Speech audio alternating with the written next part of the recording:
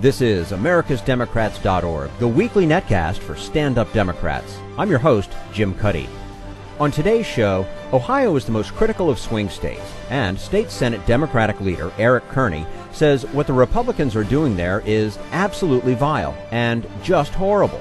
In other words, Ohio Republicans are trying to suppress voting rights and reproductive rights. On this Memorial Day weekend, an expert on social programs is concerned about the impact of spending cuts on military personnel. Professor Jennifer Mittelstadt says that food stamps and other social benefits have always been important to America's servicemen and women. And Bill Press talks with Salon.com's Jeff Morley about the use of drones for domestic spying. Are you tired of Tea Party Republicans and Rush Limbaugh dominating the airwaves? Do you want the facts you won't get on Fox or even on CNN? Then stay tuned. Our sponsor, 21st Century Democrats, works hard to get everyday Democrats involved in returning our party to its roots and to success at the ballot box. Sit back and listen, then stand up and fight. And follow 21st Century Democrats on Facebook for all the latest progressive news. We're glad you can join us. Ohio State Senate Democratic leader Eric Kearney talks about the importance of his state to President Obama in November and how Republicans are trying to suppress voting rights and women's rights. And we're joined now on americasdemocrats.org, the weekly netcast for stand-up Democrats, by Ohio State Senator Eric Kearney of Cincinnati, who was elected minority leader in January of this year after having served since 2005. And prior to joining the Ohio Senate, Senator Kearney founded Sesh Communications, one of the largest African-American-owned publishing companies, earned a B.A. in English from Dartmouth College and a J.D. from the University of Cincinnati College of Law. Senator Kearney, thank you so much for joining us today on americasdemocrats.org.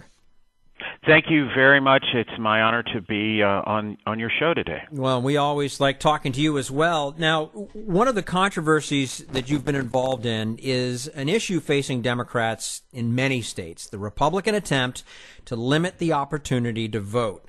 How have Ohio Democrats reacted? Well, very strongly. It's absolutely vile what the Republicans are doing, trying to limit people's right to vote, opportunity to vote. In 2008, we had an open, transparent system of voting where people could come in at any point, vote. We even had times where people could register to vote and vote that same day. We had voting up until the election day, and that worked out well. There were no incidents of fraud or abuse. Now what the Republicans want to do is limit people's access to the ballot. They're talking about requiring IDs again. They're trying to take us back to the times of the 1950s, and it's just horrible what they're doing. So in the Senate, when these bills were presented, we were unified, and we strongly objected, and we spoke up and called their tactics exactly what they are. They're voter suppression, and they're designed strategically to be done this year when President Obama is on the ballot. You'll notice that they didn't try any of this last year or the year before. They're doing it now, and it's purposeful, and it's designed to try and defeat President Obama, and we're not going to stand for that. We're taking the fight to them. So how important to progressives is the issue of voting rights? Well, it's very important. It's one of the fundamental rights of our government. You can't mess with the right for people to vote and access to the ballot. And so, I mean, it's very important for people to understand that this tactic is done purposefully. This is what they're trying to do to stop President Obama and to stop Democrats and progressives and liberals from voting and participating in the election process. Also, it's aimed at minorities, it's aimed at the elderly, and it's also aimed at the young, at those who are at a phase in their life where they might move around quite a bit. We're speaking with Ohio State Senate Minority Leader Eric Kearney. Ohio seems to be a battleground state, not only in national politics, but in the war against women. What are Ohio Republicans up to, and how are Democrats responding?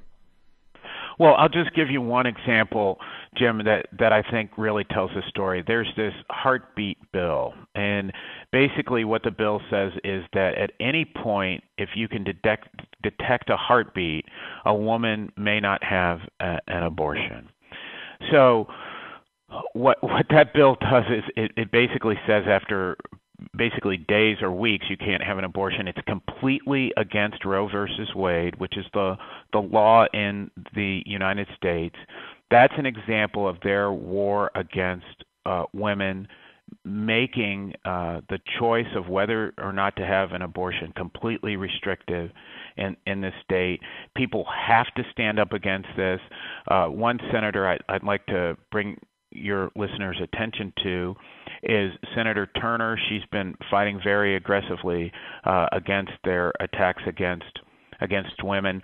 She's even introduced a bill where men, if they want to get Viagra or another product such as that they have to go to their doctor and get permission, much like women have to do.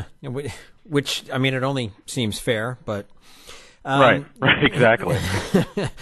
What about immigration? I mean, how much of an issue is that in Ohio? I mean, I understand an attempt to put an Arizona-style law on the ballot has, in fact, failed.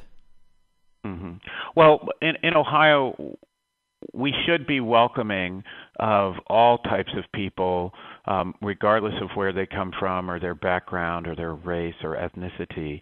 But there are some in our state who don't appreciate diversity or people from different backgrounds. And there are certain, like a sheriff in Butler County, for instance, would be an example, who regularly does sweeps of businesses and picks on people based upon the color of their skin or the way that they look, and asks them to produce proof of citizenship and things like that. People have to remember that Ohio is an interesting state for demographic reasons. We have major cities like Cleveland, Columbus, Cincinnati that are some of the largest in our country, but we have a large agricultural economy here in Ohio, which makes up a large portion of our state. So we need people from outside of our state to help support our industries, not only in our cities, but also in our agricultural communities.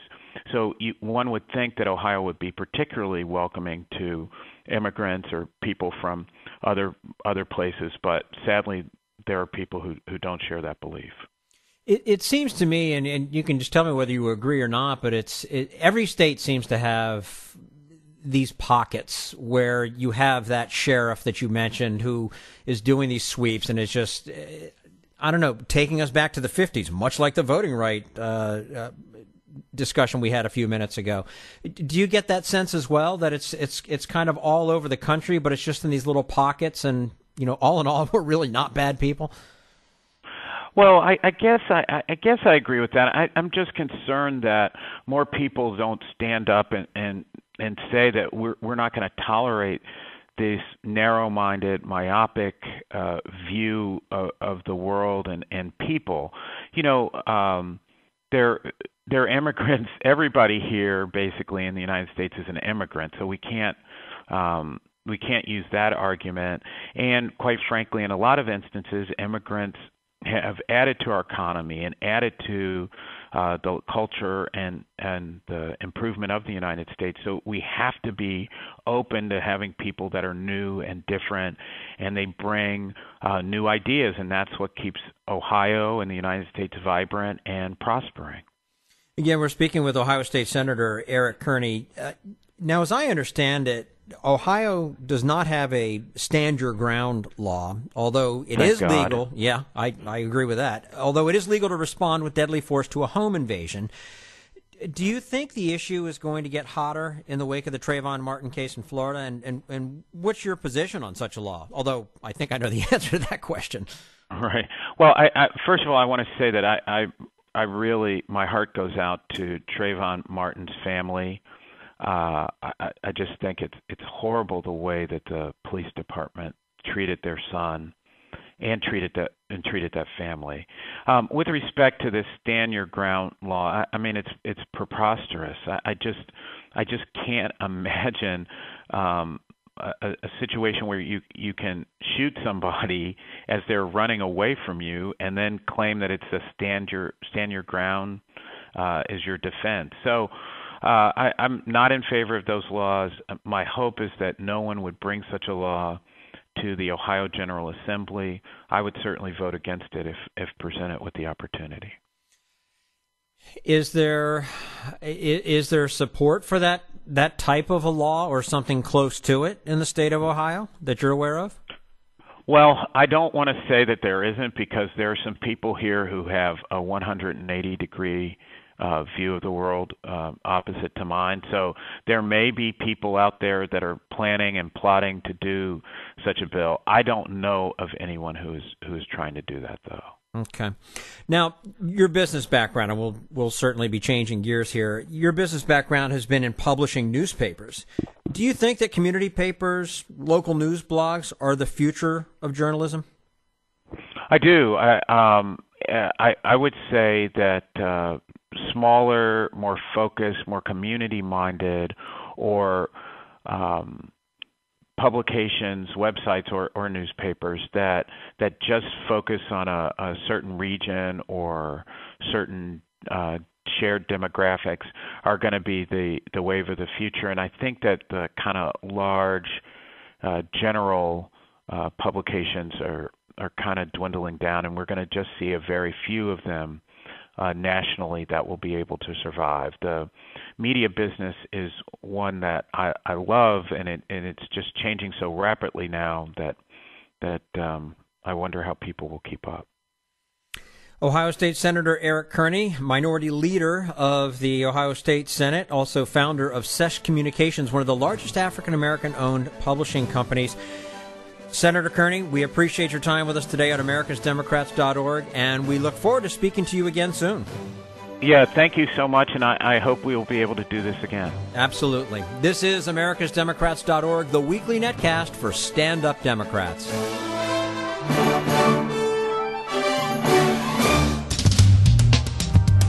We want you to sit back and listen, but we need you to stand up and fight. Do you want to get involved and help get our party back to its roots and to success at the ballot box? You can make your contribution to Democrats for America's Future and help us keep this show going, and to elect Democrats who will stand up for democratic principles. Go to americasdemocrats.org and click on Donate at the top of the page. This is americasdemocrats.org, the weekly netcast for stand-up Democrats. Coming up in just a few minutes, Rutgers professor Jennifer Mittelstadt reveals the link between government social programs and the welfare of America's armed forces. But right now, we turn to Jim Hightower, America's #1 populist, for his common sense commentary. My congratulations to workers in 16 states, from Maine to Georgia, New Jersey to Colorado. Many of you will be thrilled to know that the income taxes deducted from your paychecks each month are going to a very worthy cause, your corporate boss. Good Jobs First, a nonprofit, nonpartisan research center, has analyzed state programs meant to create jobs, but instead have created some $700 million a year in corporate welfare. This scam starts with the normal practice of corporations withholding from each employee's monthly check the state income taxes their workers owe. But rather than remitting this money to pay for state services, these 16 states simply allow the corporations to keep the tax payments for themselves. Adding to the funkiness of taxation by corporation, the bosses don't even have to tell workers that the company is siphoning off their state taxes for its own fun and profit. These heists are rationalized in the name of job creation, but that's a hoax too. They're really just bribes the states pay to get corporations to move existing jobs from one state to another, or they're hostage payments to corporations that demand the public's money, or else they'll move their jobs out of state. Last year, Kansas used workers withholding taxes to bribe AMC Entertainment with a $47 million payment to move its headquarters from downtown Kansas City, Missouri, to a KC suburb on the Kansas side, just 10 miles away. What a ripoff. Among the 2,700 corporations cashing in on such absurd diversions of state taxes from public need to private greed are Goldman Sachs, GE, Motorola, and Procter & Gamble. This is Jim Hightower saying, for ways you can help stop this despicable giveaway, get the full report. It's available at goodjobsfirst.org. Need an antidote to the progressive blues? Want some good news about how grassroots folks are rebelling against the corporate powers and winning? Well, here's an easy-to-swallow pill for you, the Hightower Lowdown. Hightower's monthly newsletter will give you the lowdown, even as it lifts you up. It's 4 pages a month, jam-packed with facts you can use, actions you can take, and Jim's own Texas humor, all for only $15 a year. To become a lowdowner, go to hightowerlowdown.org. This is americasdemocrats.org, the weekly netcast for stand-up Democrats. Professor Jennifer Mittelstadt is writing a book on the relationship between the all-volunteer Army, social welfare, and politics. She notes that the military has always been a social service agency and examines the role of medical, dental, educational, and child care benefits in keeping the military services strong. And joining us now on americasdemocrats.org, the weekly netcast for stand-up Democrats, Jennifer Mittelstadt is the author of 2 books, numerous articles on the history of social policy in the United States, a former fellow at the Woodrow Wilson Center for International Scholars in Washington, now associate professor of history at Rutgers University, where she's writing a book on the relationship between the all-volunteer Army, social welfare, and politics in the late 20th century. Professor Mittelstadt, thanks for joining us today on americasdemocrats.org. Well, thank you very much for having me. Now, you've written and spoken about the necessity of maintaining a social safety net from welfare to the food stamp program, even to military benefits. Why is it so important? Well, I mean, as a historian, when I'm teaching the history of the 20th century, one of the things that I talk about with my students is that the social safety net is really one of the hallmarks of the American 20th century. It's a product of both Republicans and Democrats in the progressive era and the New Deal especially, who had a vision of harnessing economic growth and development to the well-being of individual citizens. And the safety net was really elaborated then, too, throughout World War II and the 1950s and into the 1960s. And one of the things we talk about is how it produced really unprecedented economic and social security for Americans. If you think about the generation born after World War II, that's the richest generation, the healthiest generation, the most long-lived generation in the history of the world, actually.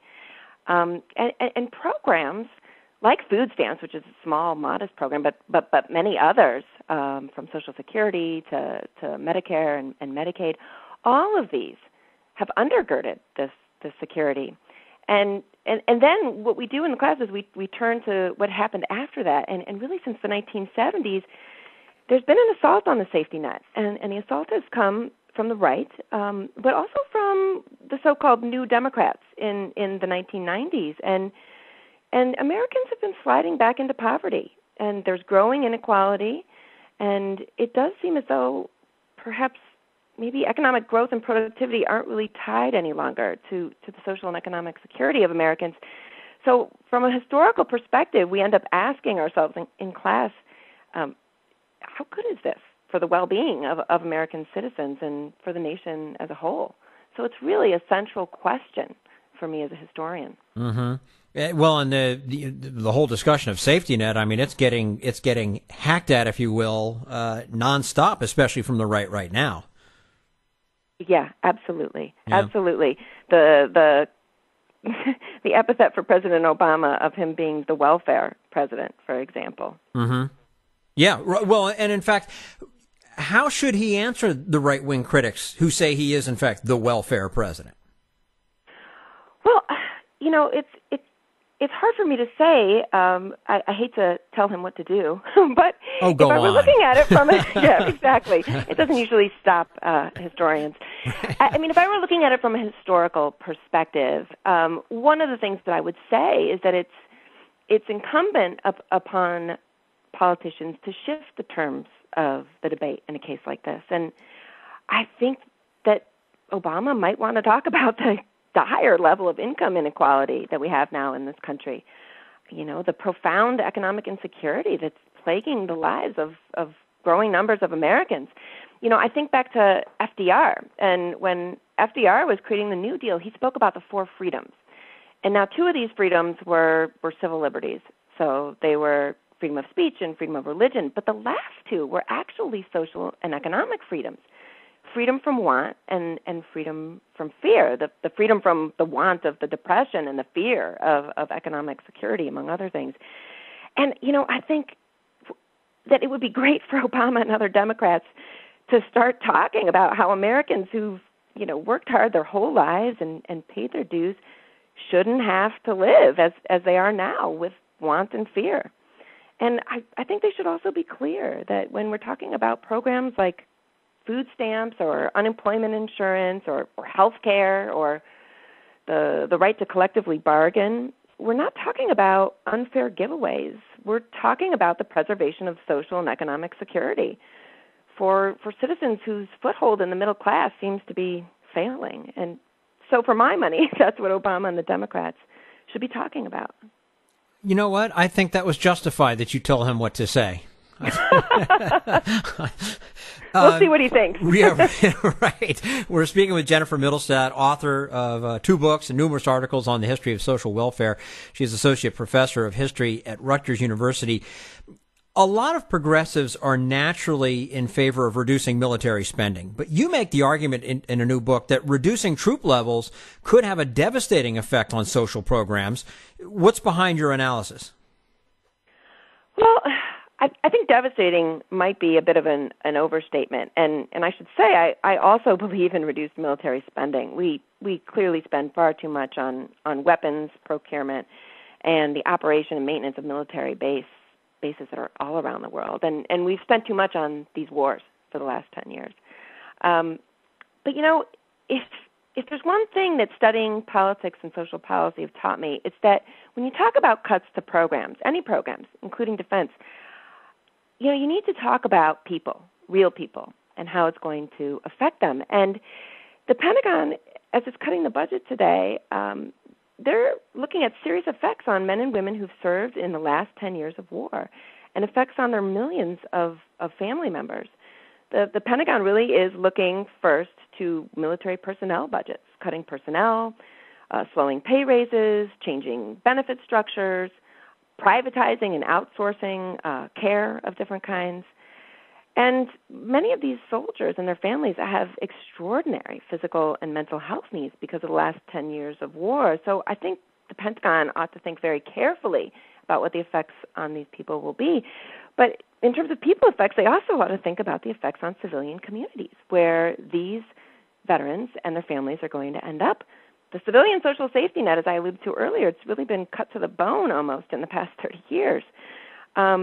And how is the influx of many of these people, some of whom are going to be very high needs, going to affect the already strained budgets of states and cities and local social service agencies? I think it's going to be quite difficult, actually, for them to handle. A lot of traditionalists have argued that the military should fight wars and not be a social service agency, but your research indicates that it has been exactly that for quite a while. Yeah, it has. Really, the military has always functioned as a social welfare system of sorts. I mean, if you look back to the Revolutionary War, soldiers are being lured in with promises of really basic things like food, shelter, and clothing that they need, and then also promises for payments at the end of their service or land after their service. But it was really in the late 20th century, with the switch to the volunteer force, that social welfare benefits and services have grown enormously in the military. And that's really for one simple reason, which is that the military had to do it to recruit and retain what would be a career force, and also to maintain military readiness once they're in. So if you look at the past 40 years or so and the volunteer force, you're really looking at unprecedented medical and dental programs, housing assistance, or housing itself, subsistence payments, commissary and post-exchange privileges. There are tax advantages, all kinds of education and training, both for military personnel and their families. There are dozens of family welfare programs and counseling programs. There's child care, and then counseling services that that actually extend from financial counseling, how to get yourself out of debt, to legal aid. And as you look at all this, I'm only talking about supports for the active duty personnel and their family. This doesn't even include pensions, retiree medical care, and other veterans benefits. It's really remarkable. And it's remarkable actually also in part because it's grown at the same time that civilian social welfare spending has been cut back. So it's definitely the most robust, comprehensive safety net that currently exists in the United States today. Did members of the military actually consider unionizing at one point to protect income security and health benefits? They did in the early 1970s, and actually that's part of what spurred this robust military social services and benefits system that I just talked about. It was back in the 70s, and the recession prompted calls to cut the military budget. And just like today, much of the focus in doing that was on cutting military personnel and on cutting their benefits. And for a short period, some of them made common cause with the American Federation of Government Employees, which was then and still is one of the largest public unions of federal workers. And so about 1/3 of military personnel said that they would sign up and join a union. And 1/3 is actually quite a lot when you think of the authoritarian and essentially conservative nature of the military as an institution. But for all the soldiers, actually, even for the ones who didn't want to unionize, it turned out that the union threat was useful because it held the feet of Congress and the Pentagon to the fire, and they basically said, protect our benefits or else. So they reached a deal, and they did that. So the unionization threat was abandoned, and in exchange, military benefits were protected and expanded and grew into the system that we now see. Incidentally, I think that the period of special protection is probably over. Because military personnel are, as you alluded to earlier, having their jobs and their benefits threatened again, and their lives don't look so different, perhaps, maybe from other federal workers who are also facing, outsourcing, reduction of their pensions, reduced health benefits, etc. So is the military's role as an employer and provider of benefits really a reason to continue defense spending, which potentially reduces spending on other more direct social programs? No, I don't think so. Of course, that would be a silly way to go. But I think that if we acknowledge the history of the military's enormous and unique social welfare system, I think we have to be mindful of what it means to start tearing it down. And I think perhaps we also have to think more broadly about how it's being torn down and why.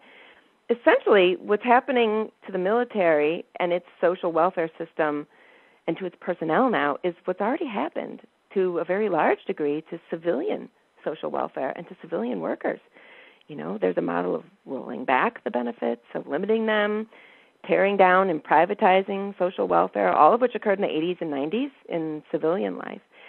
And when I look at it happening now in the military, it sort of underscores the question, is this really the path we want our society to take? I mean, when I think about privatizing the pensions of soldiers and switching them over to 401ks and then perhaps those 401ks switching over to just private investment funds, I kind of think, can the privatization of Social Security be far behind? So I think that the reason that you should talk about the human and social welfare dimensions of the cuts to defense is not because you need to preserve it no matter what, but that it points us to these larger questions about social and economic security that we as a society should probably think more deeply about. I really wouldn't feel comfortable with a soldier in the field checking their 401k in the midst of a battle, I can tell you that. But that's let's hope it never comes to that. Let's hope. Jennifer Mittelstadt, the author of 2 books, numerous articles on the history of social policy in the United States, former fellow at the Woodrow Wilson Center for International Scholars in Washington, and of course she is associate professor of history at Rutgers University. Thank you so much for joining us today on americasdemocrats.org. We look forward to talking to you again soon. Thank you very much, Jim. I really enjoyed it. And as did we. This is americasdemocrats.org, the weekly netcast for stand-up Democrats.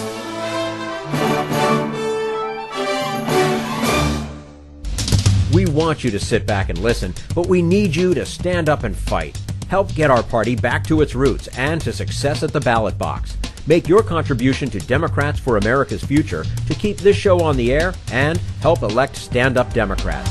Go to americasdemocrats.org and click on Donate at the top of the page.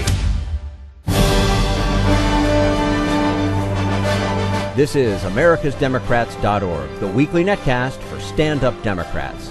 And now, Bill Press interviews Jeff Morley of Salon.com, who has been looking into the possible use of drones to spy on Americans. Coming to you live from our nation's capital, brought to you today by the Laborers International Union of North America under President Terry O'Sullivan, the good men and women of the Laborers Union, making us all live better and building a better America. That's their website. In fact, LIUNA, L-I-U-N-A, buildsamerica.org. Check that out. We talked before about drones. And the fact that it looks like drones are not just going to be used in Afghanistan or Pakistan or Yemen, but brought here to the United States, particularly by your local police department. Now even some conservatives. This may be one issue in which liberals and conservatives can come together on. Some conservatives saying, whoa, we don't want those babies flying overhead. Jefferson Morley is a writer for Salon.com, joining us back in the studio this morning. Hi, Jeff. Good to see you. Hi, Bill. Nice to be here. So even the conservative like Charles Krauthammer can say that they ought to be banned in domestic U.S. airspace. What is the drone industry doing about this? Well, the drone industry is concerned, and after Krauthammer and some other conservatives last week started talking about people are going to shoot down drones and drones should be banned, the Association of Unmanned Vehicle Systems International, which is the trade group for the drone industry. The Association of Unmanned Vehicles International. Yes. Okay. Yeah. Announced that they're going to do a public relations campaign to kind of define drones in a more positive light. I think drones have this association with the war zone. These comments last week from the conservatives, anti-government people are feeling drones as a threat to privacy. That's something we've seen on the right and on the left. And so I think the industry realizes they need to prepare the public or sell the proposition of these unmanned vehicles flying in U.S. airspace. Now, the availability of these drones, correct me if I'm wrong, comes from legislation passed by Congress that directed the FAA to lay down some rules for police departments getting these drones. How many are police departments going after now that they're available? Yeah, there's about a dozen police departments that have applied for what's called the Certificate of Authorization, COA. So Miami-Dade, Florida is probably the police department that's farthest along in doing that. City in Alabama is thinking about it. Seattle's thinking about it. Mesa County in Colorado has drones in the air now. So this is something that's... And what are they using them for? Mesa County is interesting. Search and rescue, primarily. Well, I could see it for search and rescue. I don't think anybody would have a problem with search and rescue, right? No. But if you got the drone circling overhead, just getting, your license, picture of your license plate or your movements or your face, right? Right. Yes, all of this information could be gathered. When you talk to people in police departments, they say we're really not interested in that. We don't have time to do that. That's not what and they really talk about probably search and rescue as the most pressing thing and hostage situations. All right, but if you had, for example, an anti-war march on the mall, right, it is not impossible, or I'm not wildly exaggerating to say that the FBI or whomever, right, could take a picture of everybody on the mall and they identify them, right? Yeah, and then they could run those images through photo identification software and figure out who was there. Yeah, that's technically very feasible and very doable. And the reason people are worried is we have this new technology coming. The Congress has ordered the FAA to open up the airspace to these vehicles, but we don't really have any new laws governing it. And I think that's why you're seeing this widespread concern all across the political spectrum. It's like, what's going on here? What protection do we have? And right now, we really don't have any. Would these domestic drones be armed? It's possible, and there's one. Whoa! Yes, there's one drone manufacturer in Texas which offers the capacity for weaponization, and says, our drone could carry. You could launch tear gas from it, or a taser, or fire rubber bullets. So yeah, the weaponization of drones in the domestic airspace is certainly possible. And again, we have no new legal framework for this, so there would be no laws preventing it. I mean, when you talk to people in the industry, they say, well, the existing laws are there. They're strong enough to do that. But, it's with this kind of technology, it's so different than it gives police such a different capacity than they've ever had before. The idea that the old laws that were never written for this type of technology or this type of situation, the idea that those laws are just, we can be sure that they're adequate, that seems a little complacent to me. I think people need more assurance. Jeff Morley writes for Salon, has been writing a lot about drones and drones coming again to a town or city near you. You have a question about it, 866-55-PRESS. Jumping back overseas just for a second, because I saw an article the other day about Yemen, and this is Al-Qaeda. That's why, to me, going to war against one country for Al-Qaeda is so ludicrous, because Al-Qaeda just moves to another country, right? I mean, they were in Afghanistan, then, I don't know, they went to Pakistan. Now they seem to be in Yemen. Yeah. Right? And now our drones are like following them. Do we have international authority to use these drones?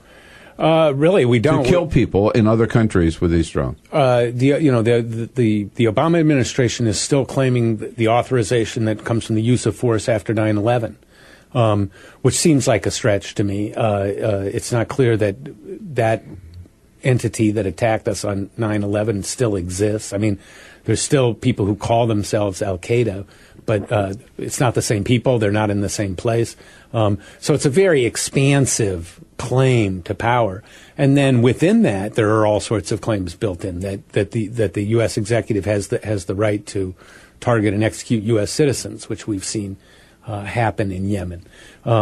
So these are very broad claims. And I think that incidentally, this is part of the public relations problem that the drone industry has at home, which is people see this technology being used in the war zone, and the collateral kills, right? Yeah, and there's tremendous amount of collateral damage, of civilian deaths. The New America Foundation estimates that maybe as many as 10% of the people killed in drone strikes in Pakistan have been civilians, and a lot of people say that's a low estimate. Yeah, I've seen the one I remember is 17%. Yeah. Which a lot of people say is still low. Yeah. So, but I think that this is part of the unease that people have, is they see this technology used in the war zone without controls, which might be appropriate in a war situation, or more appropriate. But then they come home and they're told, the laws are all fine. Don't worry about a thing. We're just going to go, completely change the nature of airspace in the United States and fill it up with potentially tens or thousands of unmanned vehicles. And the assurance of the industry is, it's okay. We don't need new laws. I think that's what's hard for people to believe. If I was remembering this one article I saw that, in fact, you wrote it. Yeah, an airplane pilot reporting a near collision with a drone over Denver. Yeah. Now, this was an incident that hasn't really been explained yet, but the pilot looked out and he said, "It looks like a remotely piloted or a remote-controlled aircraft." Those were the pilot's words that he saw going by. I called the FAA. They said, we had nothing on radar, and nobody else reported anything like that. But you can go online and hear the pilot talking about it. He clearly saw something. So how our airspace is going to be governed is a big technical challenge that the FAA is now facing. Is how do you put these unmanned vehicles in the same airspace as manned vehicles? It can be done, but it's not simple. And for the police departments, what I've also read is some of them are attracted to drones because of the cost advantage, correct? Yes. Cheaper than a helicopter. Far cheaper. A helicopter might cost you from $1,000 to $3,000 an hour to operate. A drone might cost you $50 an hour. to operate. So the difference, of course, is one other difference is that helicopter is not gathering all that information, right? I mean, that's what the drone can do. They've got their cameras and their microphones, particularly cameras, right? And they're just circling all the time. And now it is important to remember just, the drones, the size drones that police departments are talking about using, and the FAA has said public safety agencies can use drones up to 25 pounds. So that's just, those are not capable of flying for hours on end, like the big Predator drones over Pakistan. These smaller drones might have a flight time of an hour. They're just not big enough to have that type of endurance. But yes, they can go up, and what they're really good at is aerial visual surveillance. That's what drones do best. And that's what a lot of people are worried about, including me. So we've heard about the drones. You've read about the drone attacks in Afghanistan and Pakistan. Would you be comfortable with drones invading U.S. airspace? Hey, they're already there, but they may be a lot more of them on the way. Jefferson Morley, our guest from Salon.com on drones coming to the United States.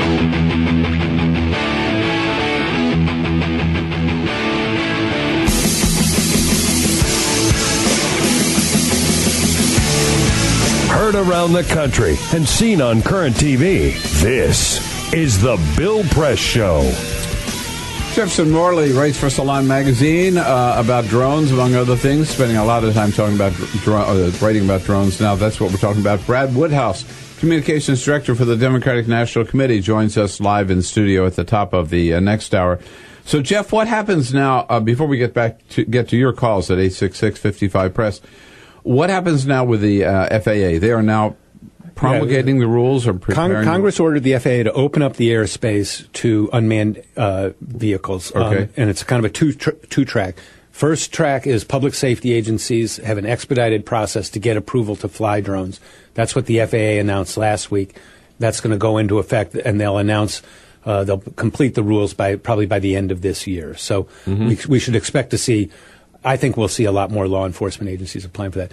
The next part is to complete that, to open up the airspace to civil purposes, which would be commercialized drones, by mid-2015.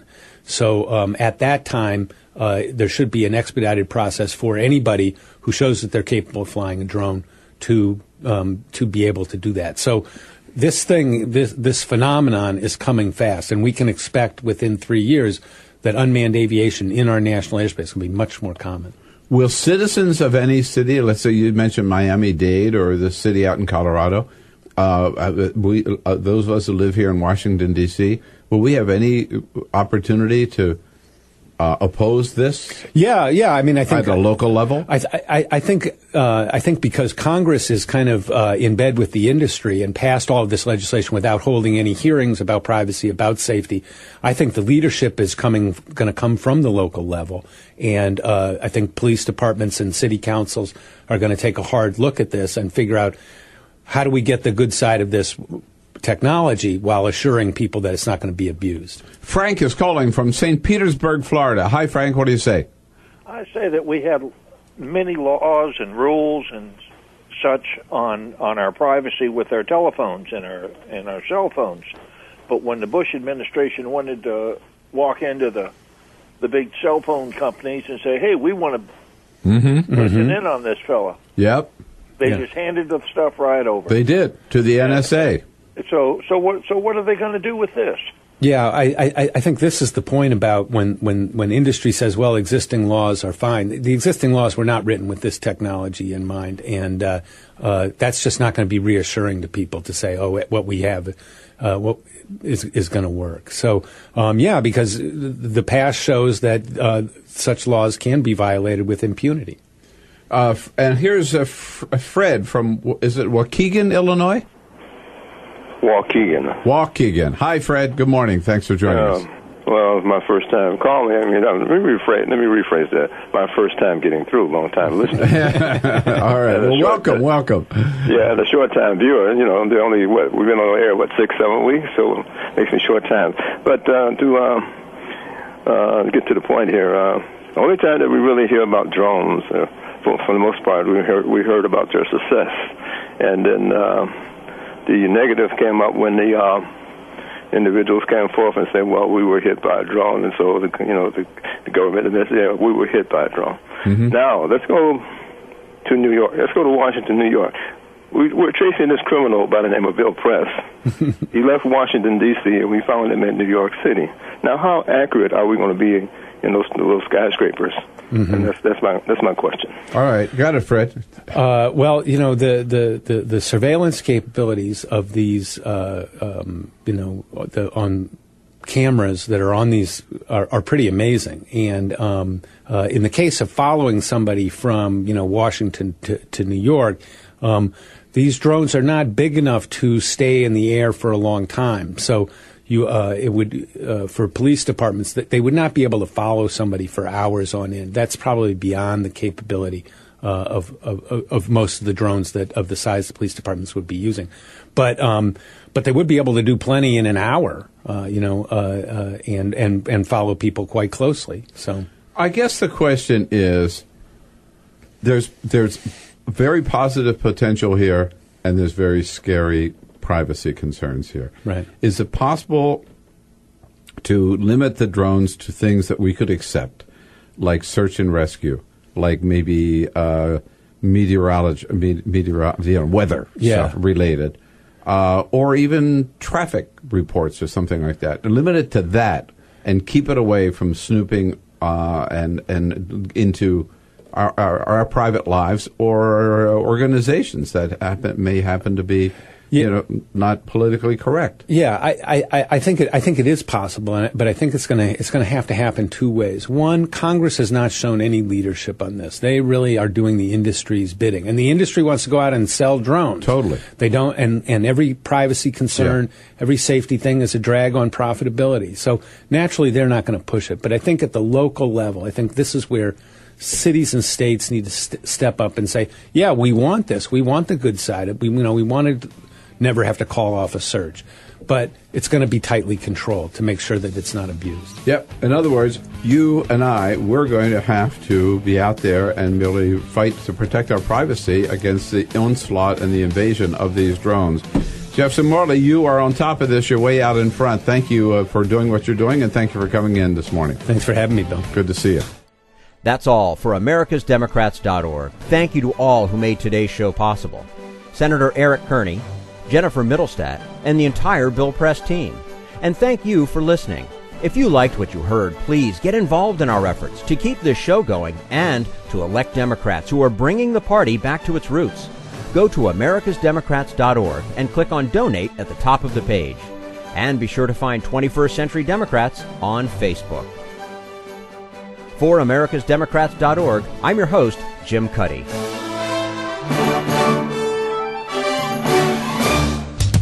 We want you to sit back and listen, but we need you to stand up and fight. Join us, support the show, and help elect Democrats who will stand up for democratic principles with your contribution today. Go to AmericasDemocrats.org and click on Donate.